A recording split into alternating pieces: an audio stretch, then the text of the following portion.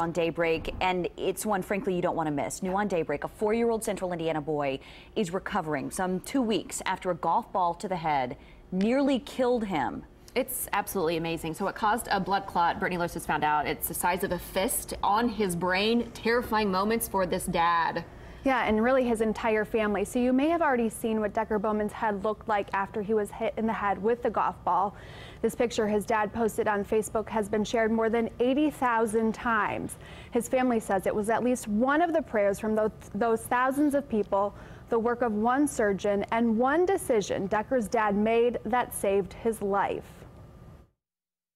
Well, I'll keep growing and growing. There may be days when sitting together on the couch talking about the past That was last year. and future I would never want to marry. may not seem like much. It was such a panic. But that scar on 4-year-old Decker's head should tell you why moments like this can easily be gone. Deck and my other nephew, who's 6, had just gotten home from golf camp, and they were hitting Nerf golf balls, and they had made their way around to the side of the house where they had found a real ball, and the 6-year-old hit the golf ball, and by accident it hit Deck. Within 20 seconds, his head looked like this. We rushed him up to the hospital, and then after a few hours there, we were home. But just a few hours later, He woke up. He kind of like foamed on the straw. something wasn't right.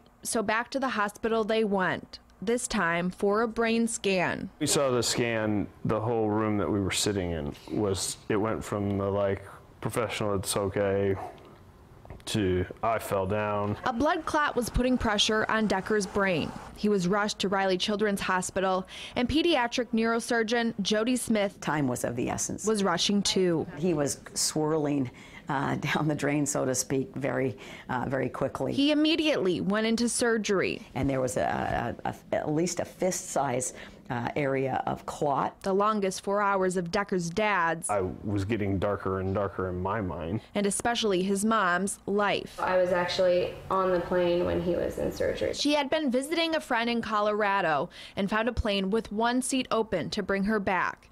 Getting to the hospital not long after Decker was out of surgery. It was every mother's worst nightmare. It was horrible. But in the same token, it was interesting that she was gone, because I panicked quicker than I would have and when Dr. Smith said it was seconds that saved his life and that she needed to beat the ambulance to the hospital to have a chance to save him. Timing, I didn't know it was seconds from him not making it. a decision. Had Dad have second-guessed himself, well, we were already there, there's probably nothing wrong, and Decker went to sleep that night, Decker probably wouldn't have awakened in the morning. Allowing for more couch-sitting days like this.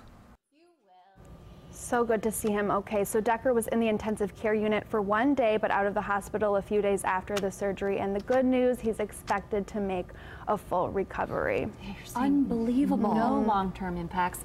So I guess, what's the moral of the story? It's just to follow your gut, I guess. Follow your gut, definitely, because the dad, he just knew something wasn't right. So he went back to the hospital and they did that brain scan and they saw just how bad it was. Wow. I was on the verge of tears your whole story, and I was getting goosebumps the whole time, because it's frightening. You could have had such a different outcome so easily. Oh, man. All right. Happy it's a good one. Yes, definitely. Definitely. It's a good story. It's a good story.